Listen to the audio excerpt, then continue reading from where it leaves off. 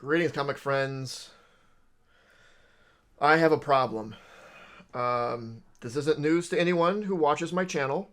Um, it, well, I mean, I have many problems, but more germane to this video and channel.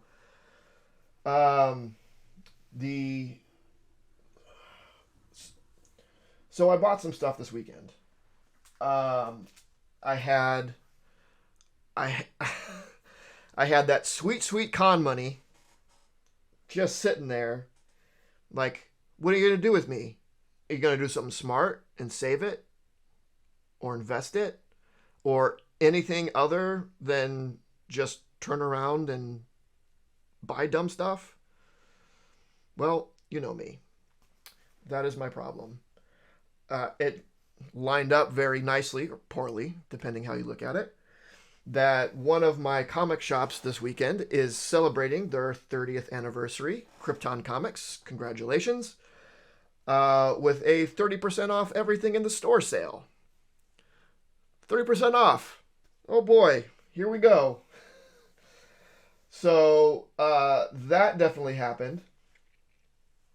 Then I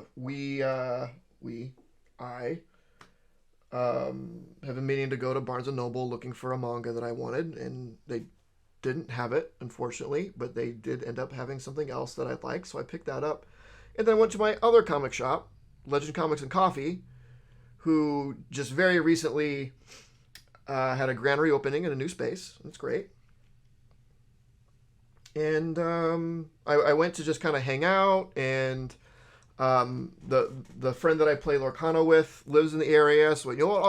I'll hang out, I'll grab some lunch, I'll let him know that I'm down there, I'll bring my cards, and maybe we'll hang out and play a little bit, which we did end up doing, which was fantastic. But they did some damage to me too. So this is what happened. So first at Krypton, 30% off sale. I knew it was coming. There was exactly one thing that I went planning to get. Yes. One thing I went like, if this is still there, hopefully, because they opened at 10, and I was, it was Saturday morning. I was being kind of slow. Had my couple cups of coffee and whatnot. And like, if they still have it, great. If not, that's fine. It's okay. I don't need it. I'd like it. But they did have it, and it was the full run of Ex Machina, which I had never read, and I had heard great things about it. I had almost bought this before. Most of the stuff I took price tags off. This I didn't. Whatever, I don't care. But this is 51 issues, I think. A total of 51 issues, originally priced at $65, which on its own is fantastic, but then 30% off that is insane for a good chunk of reading material. So I'd almost picked this up a few days ago, and then I decided like, I'm gonna hold off on it. And then I found out they were having the 30% off sale. Like, Ex Machina, and they still had it, so I picked it up. But I mean, that's a lot of books. So what?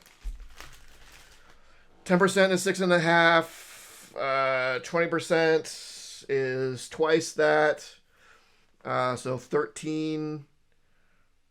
Like almost $20 off. This was like $45. This is like $45. Insane. Like less than $1 a book. So beelined it to that. Grab that. Still there. Cool. Then I go over to the cards. Like, let's see if they have any Lorcana cards that I need. And they did have one. They had a whole new world. But I needed exactly one more for one of the decks that I am putting together. So I picked that up, and I also picked up some more Dragon Shields. Nothing fancy. I don't go super fancy with these for a reason, because so all of my Lorcana decks are on the exact same sleeves, so I can easily swap cards out of decks that share cards without having to worry about re-sleeving them. And the first time I was making Lorcana decks, the copper matte was the only thing that they had two of. So I was like, well, I guess I'm locked into copper matte. But it's fine. I like the copper matte. Let's see. Then I am, we're going to collect these Marvel superheroes. They had U.S. Agent, who I didn't have. There's one other character there that they have. They actually have two of them, but both of the boxes are kind of, so I decided to hold off. That's Punisher. I really want Punisher, but I want the box to be better. But U.S. Agent, I don't really care about U.S. Agent, but I am getting those. And then they also had two Star Trek Deep Space Nine figures I needed. Morn, sorry, it's mirrored, it's weird. Morn and Cisco. I had actually picked up 3 of these. They had like a sidewalk sale, and they had a bunch of Star Trek figures like this in a box, and they were like $5 each. Okay. I only want the Star Trek Deep Space Nine original ones because they're the original figures from Deep Space Nine, and Deep Space Nine is my favorite Star Trek. So I picked those up. Cool. We'll start this little collection. There's like 9 figures total. And then today I'm walking through the action figures and I see they have these as well. They didn't have those in the box for whatever reason during that sidewalk sale. I'm like, oh, I need those too. So I picked those up and I was like, yeah, I didn't see these in the sidewalk sale. It's like, oh, we just didn't put everything in there. Somewhere still on the shelf. I'll still give you them for $5. Done. So now I have 5 of those. I have 4 more to go. Let's see. And then so this was pretty cool. This is one of the one of the reasons I really like this store. I mean, I really like both the stores because they're both very reasonable. So they had a couple of superhero Migos that I don't have, and they've had these for a while. And I've wanted them, and so many times I've walked by like, I don't know. But this time, like, okay, let me see them. It is Iron Man. Iron Man has reproduction gloves. The sticker in his chest is reproduction, and he's missing a belt. So I need to get a reproduction belt for him. So him I don't have, which is a huge gap in the collection, right? Especially if you're old school from reading like, Toy Fair and Mego Theater. Iron Man was a very important character in that. And you know what? Actually, I think these are repro boots. Gloves look original. And one of the trickier figures to get is Batgirl. So, especially to get her complete. Now, her gloves are reproduction, but everything else is original. Her cape is really nice. These fray quite easily. The mask is removable, so a lot of times that is lost. And also for the superhero lines, the female figures just generally just they didn't make as many of them because they just didn't sell as well. Both of these. I pulled them out. I was looking at them, and I was starting to look up like, oh, what are these going for on eBay or whatnot? And before I get to it, the guy's like, look, these were priced a while ago. The prices on them are like peak COVID prices. So show me what you find, and we'll go from there. So if you watch my last video about when I got the Daredevil 5, right, at the con, it hadn't been priced in a while. It was priced during COVID time, and the price is more than half of what it was. And the same is for these as well. So looked up comps, came to an agreement. So I ended up picking up both of these, which I'm super excited about because every time I walk by these in the store, they're like super, super taunting me. All right, so that was all for Krypton. Great sale. Again, congratulations on 30 years. That's a heck of an achievement. If you're in the Omaha area, be sure to check them out. I mean, if you're in the Omaha area and you're into comics, which presumably you are if you're watching this, you probably know about them. But make sure you give them plenty of love. So then I went to Barnes and Noble. There was a manga that I'm looking for that I think is kind of out of print, but there's one kind of close to me. Like, I'm out and about. I'll check it. They didn't have it, which was kind of what I expected. So then I just kind of kick it around there for a little bit. I look around, like the games and the puzzles and whatnot. I wasn't really seeing anything until a puzzle caught my eye, which I absolutely had to get. Is this puzzle of NES boxes, 1,000-piece puzzle? That's sort of like the, I mean that's sort of my minimum of puzzles. I can complete them in a few days if I focus on them. They are a good size to get framed. I mean, I've done 2,000 and 3,000. I started on a 5,000 until it got completely damaged and I had to throw it away, which sucked because I had made some good progress on it. But this is kind of the sweet spot for puzzles where it's like, yeah, I can pick that up and throw it together in a short amount of time and have fun with it. So, I mean, it has... They did a really good job of picking games. I mean, Final Fantasy, Battletoads, Contra, A Boy and His Blob, Super Mario Brothers 2, 3. There's just Punch-Out, Mike Tyson's Punch-Out, Metroid. Like, OG Castlevania. Some of them in there are like, Micro Machines, really? Heavy Rail? I don't know about that. But a lot of the great ones are on there. So I'm super excited to put that together.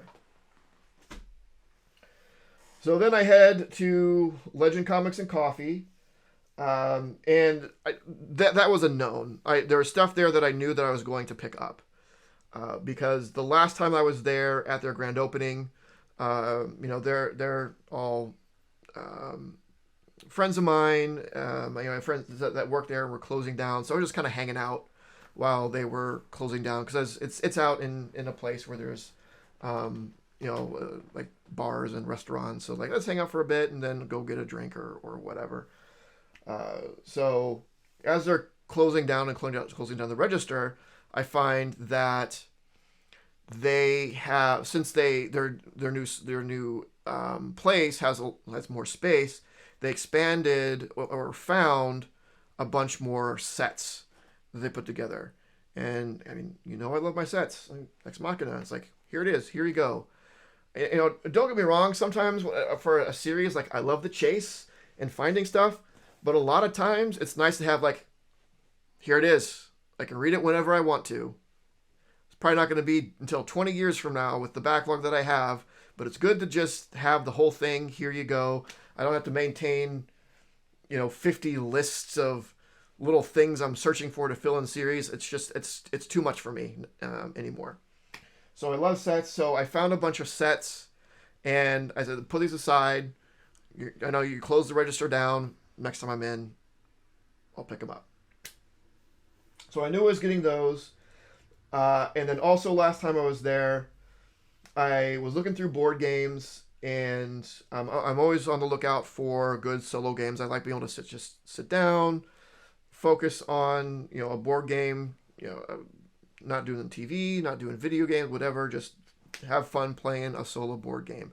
So I'm always on the lookout for those. So last time I was there, I picked one up. I picked up Arkham Horror, which I haven't played yet. I did get to like punching out all the things and putting stuff together, whatever. So I was ready to go. But that's a pretty involved game. I need to make sure I set some time aside. I was looking at other games too that I'd never heard of, and I saw they were solo and they looked interesting. So I took some pictures of them. Like, when I get home, I'll watch reviews on them. And one of them, I watched a couple reviews on, and it looked really, really fun. And that is Chronicles of Evil. So this is one of those games where I could probably just on a whim. It seems like I can on a whim just kind of whip it out and play it and be good. I don't have to set like 2 hours aside to play it. Maybe the first time I play it because I'm going to be reading the rules and figuring out and whatnot. But other than that, I mean, it's kind of targeted towards a younger audience. The age on it is 8+, and part of the charm of it is it has a bunch of like little character sheet things where the idea is you can get like crayons or colored pencils and color your character in.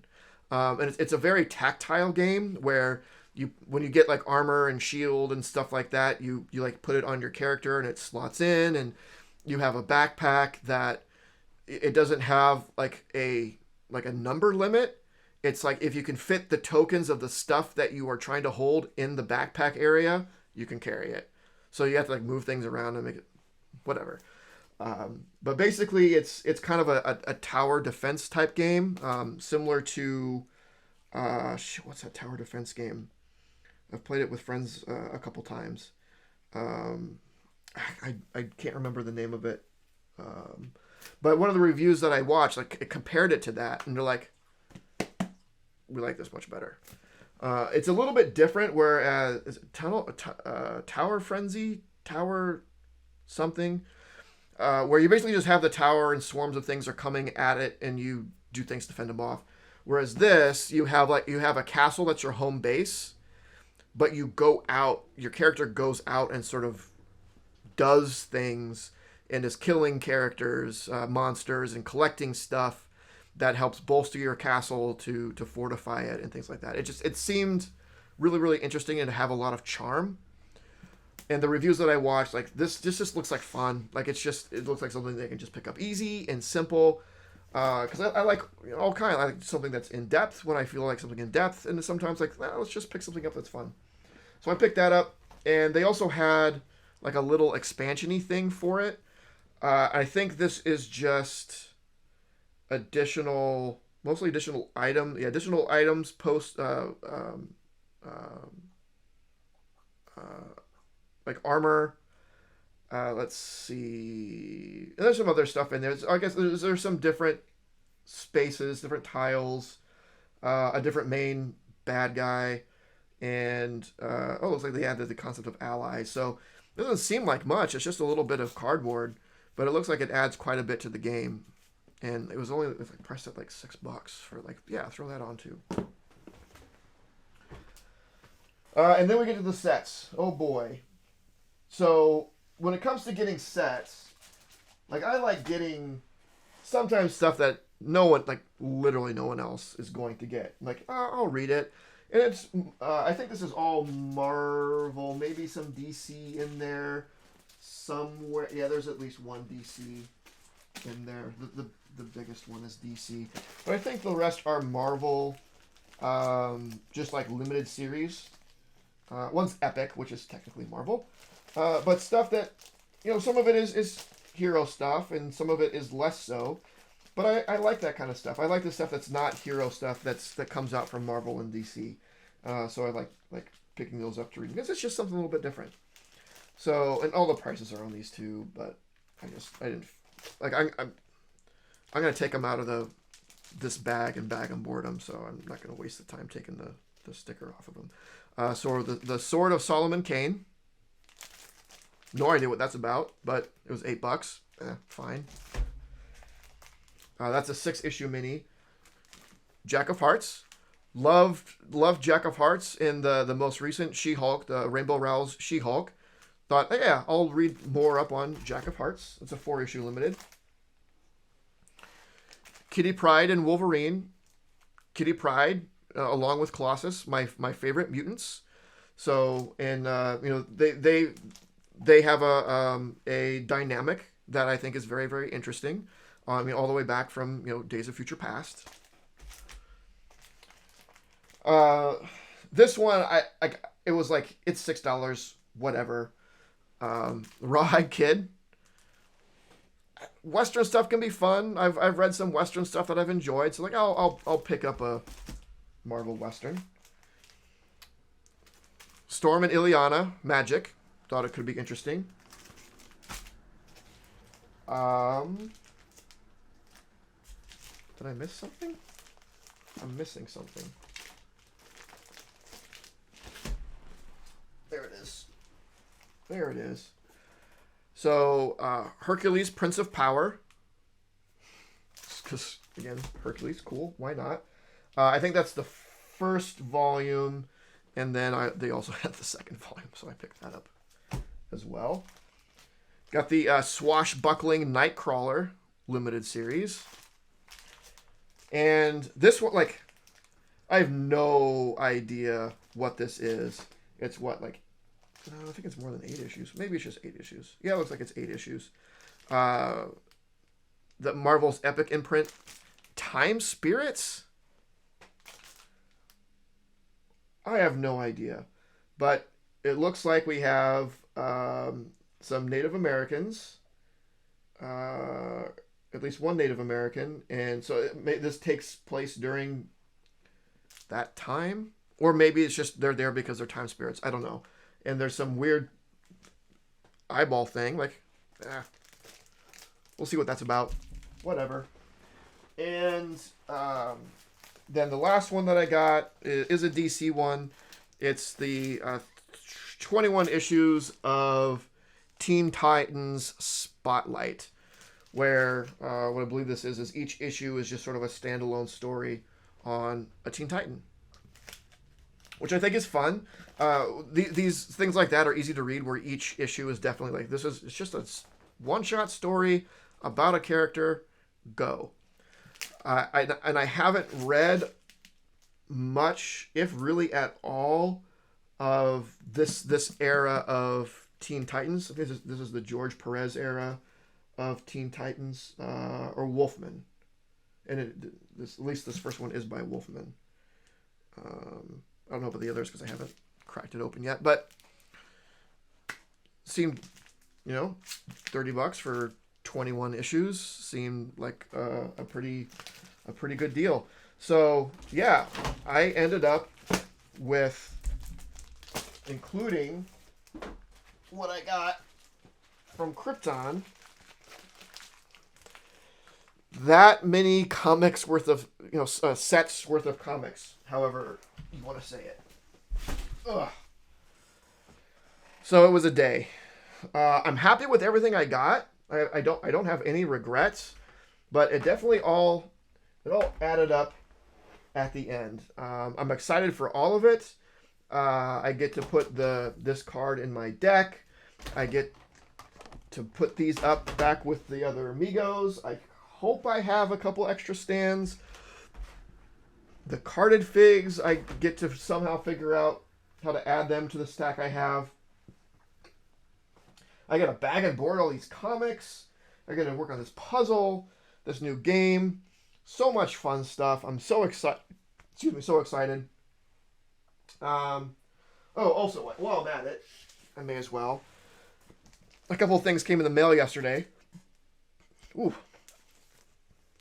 Because, like, as soon as I got done with that con, I'm like, all right, let's finish this Daredevil run up. Let's do it. After I got the number 5, I was like, I'm 3 away. Let's see what we can do. So I was able to get, these are both off eBay. Number 17, graded at a 5.5. Great cover. I think there was an error on the price that they put this at, because it was cheap for what it is. I got it from, it was My Comic Shop. And My Comic Shop is usually high on stuff.